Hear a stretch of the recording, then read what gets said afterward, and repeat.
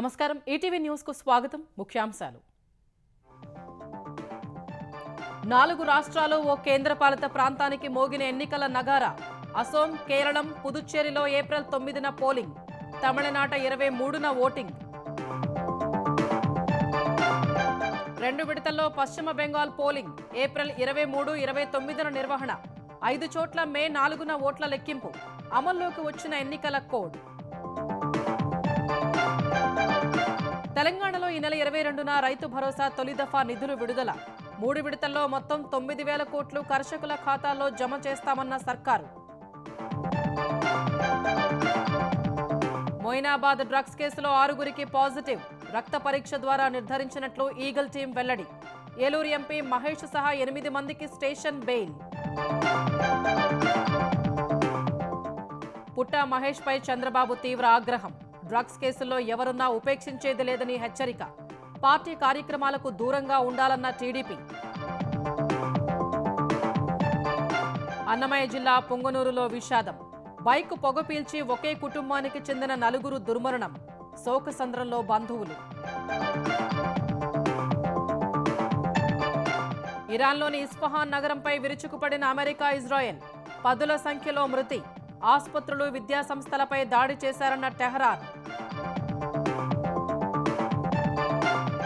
ప్రతి దాడులను మరింత పెంచిన ఇరాన్ గల్ఫ్ పైకి పెద్ద ఎత్తున క్షిపణుల ప్రయోగం వెంటనే 14 దేశాలను వీడాలని అమెరికన్లకు ట్రంప్ సర్కారు పిలుపు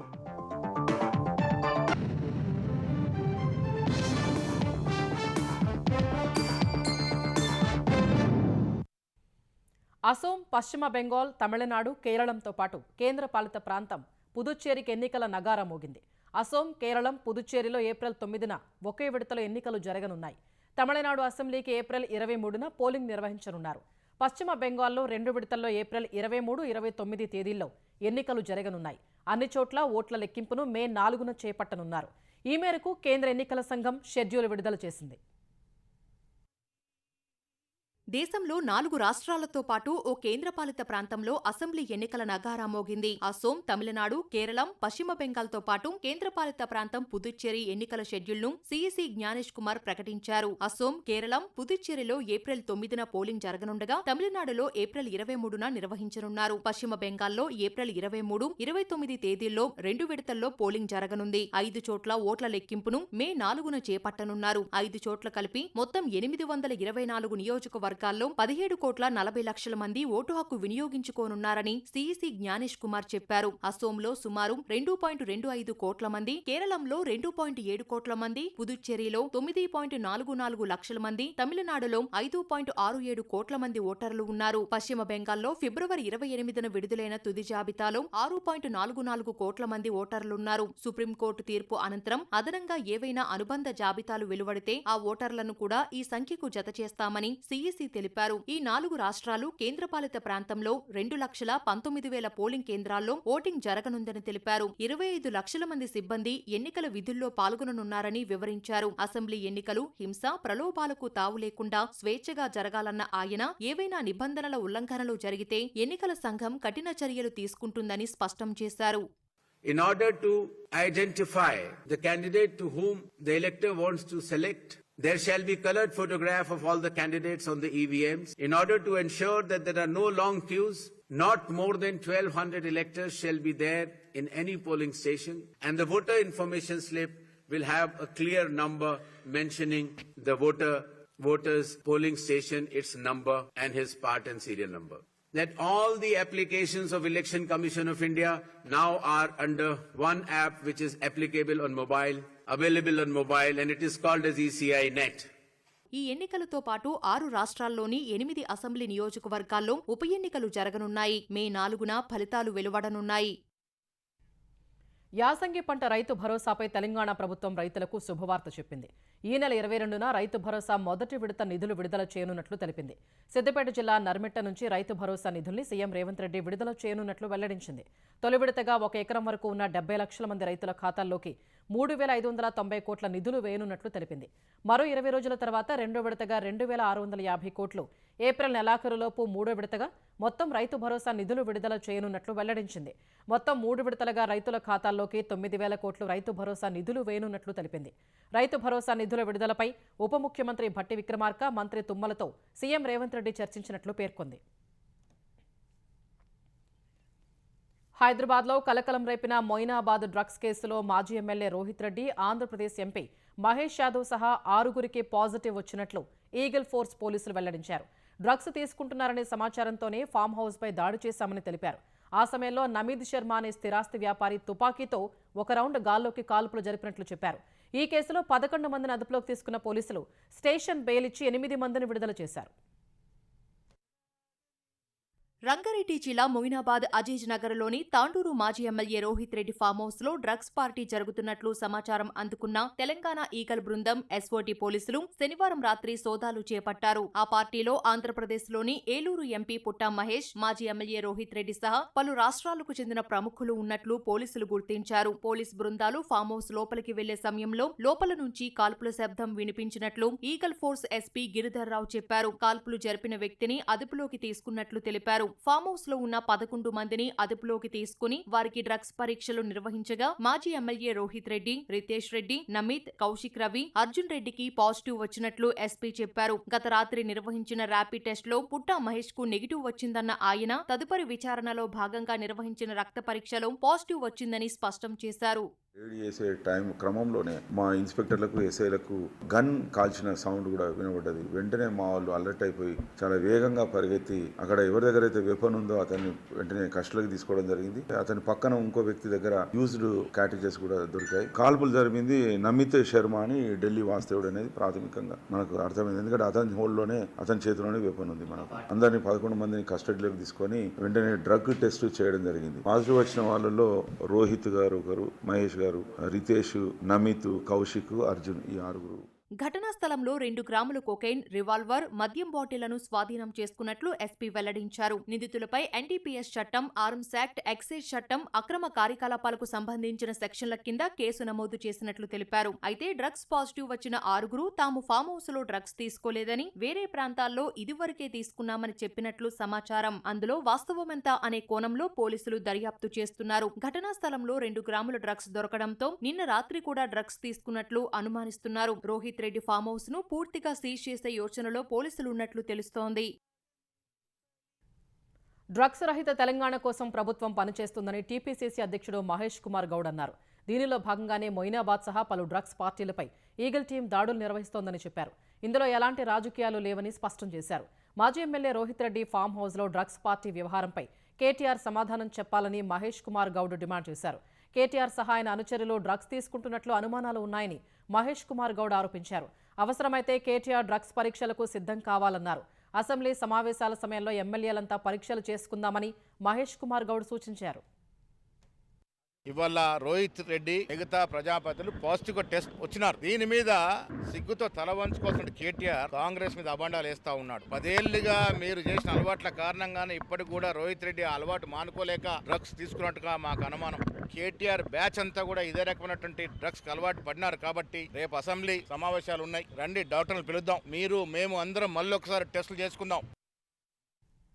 డ్రగ్స్ కేసును బీఆర్ఎస్పై రాజకీయ కక్ష సాధింపులకు వాడుకోవడం కాంగ్రెస్ పార్టీ అసహ్యకరమైన రాజకీయాలకు నిదర్శనమని బీఆర్ఎస్ కార్యనిర్వాహక అధ్యక్షుడు కేటీఆర్ మండిపడ్డారు. డ్రగ్స్ అంశంలో నీచమైన రాజకీయాల కోసం బీఆర్ఎస్ను లాగుతున్నారని విమర్శించారు. తాను ఏ పరీక్షకైనా సిద్ధమని ఇప్పటికే పలుమార్లు స్పష్టం చేశానన్నారు. అన్ని రాజకీయ పార్టీల ప్రజాప్రతినిధులు ఈ పరీక్షలు చేయించుకోవాలన్న మహేష్ గౌడ్ సూచనను స్వాగతిస్తున్నారని అన్నారు.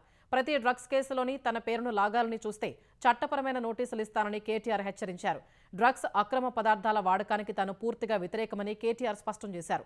బాధ్యతాయుతమైన పదవుల్లో ఉన్న వ్యక్తులు కూడా డ్రగ్స్ వాడటం దురదృష్టకరమని ఆందోళన వ్యక్తం చేశారు. డ్రగ్స్ వాడకాన్ని, చట్టవిరుద్ధ కార్యకలాపాల్ని బీఆర్ఎస్ తీవ్రంగా ఖండిస్తుందని తెలిపారు.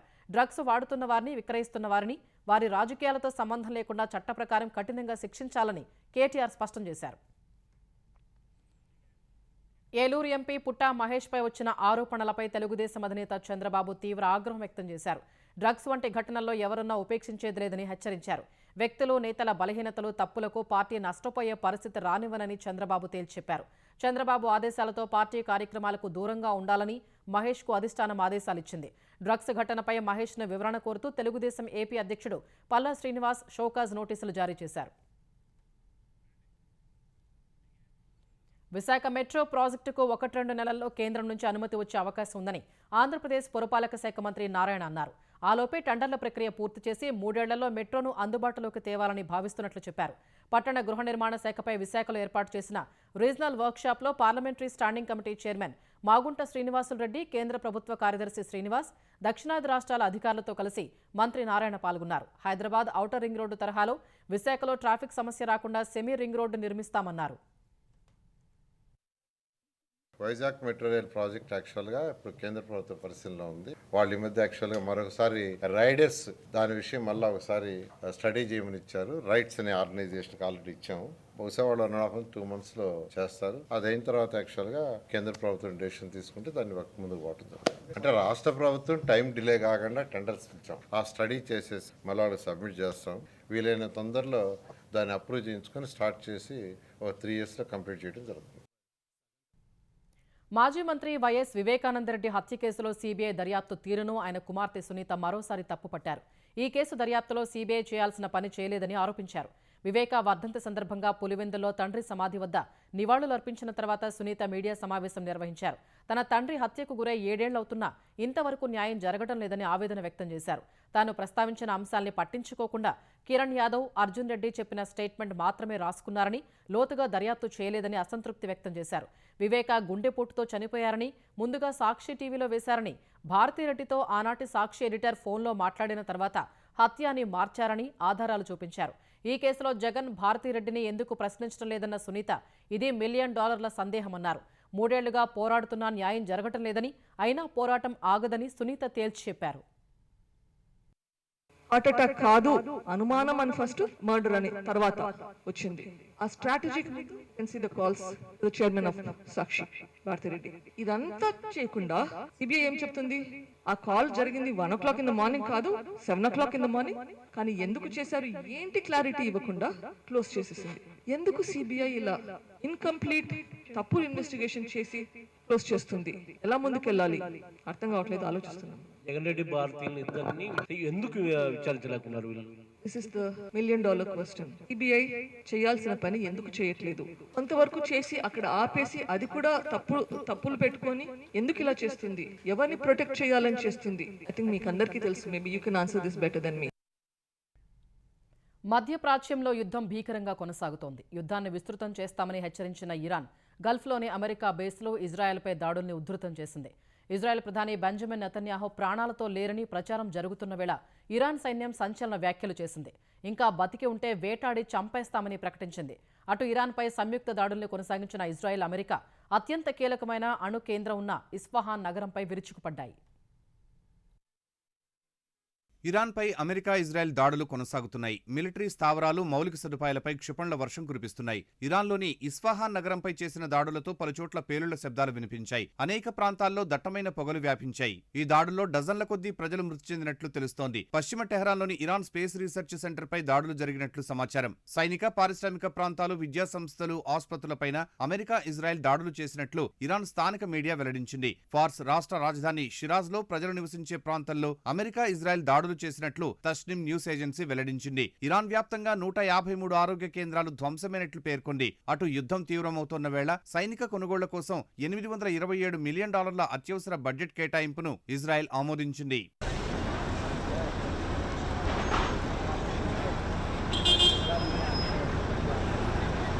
ఇరాన్కు చెందిన Islamic revolutionary guard corps IRGC 51వ విడత దాడులను చేసినట్లు ప్రకటించింది. సౌదీలో అల్ఖర్జ్ బేస్, యుఏఈలోని అల్దఫ్రా, పుజైరా, కువైట్, జోర్డాన్లోని అమెరికా సైనిక స్థావరాలే లక్ష్యంగా దాడులు చేసినట్లు పేర్కొంది. గల్ఫ్ ప్రాంతంలో పనిచేస్తున్న అమెరికన్ బ్యాంకుల శాఖలపై కూడా దాడులు చేస్తామని IRGC హెచ్చరించింది. అటు ఇరాన్ ప్రయోగించిన క్షిపణులను సౌదీ, దుబాయ్, ఖతార్ అడ్డుకున్నాయి. రియాద్, తూర్పు ప్రాంతాల్లో దూసుకొచ్చిన 7 డ్రోన్లను అడ్డుకుని ధ్వంసం చేసినట్లు సౌదీ రక్షణ శాఖ తెలిపింది. తాము క్షిపణులు క్షిపణులు అడ్డగించడం వల్లే మెరీనా, అల్ సుఫౌహ్ ప్రాంతాల్లో భారీ శబ్దాలు వినిపించాయని దుబాయ్ మీడియా ఆఫీస్ ఎక్స్లో పోస్ట్ చేసింది.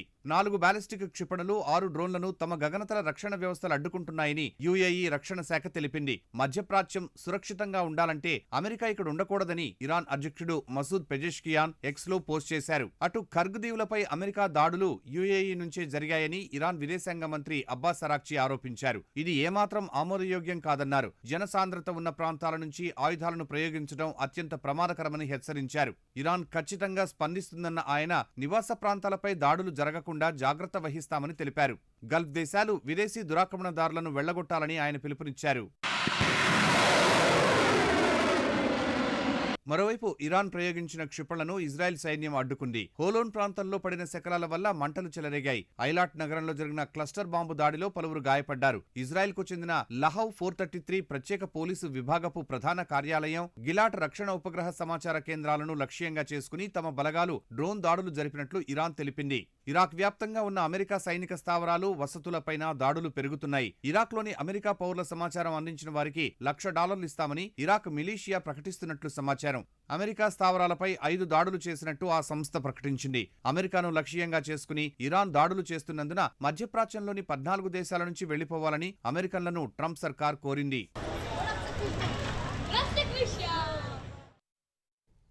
హార్మూజ్ జలసంధి నుంచి అమెరికా, ఇజ్రాయెల్ నౌకలు తప్ప మిగిలిన దేశాల నౌకలు స్వేచ్ఛగా ప్రయాణించవచ్చని ఇరాన్ విదేశాంగ మంత్రి అబ్బాస్ అరాక్చి తెలిపారు.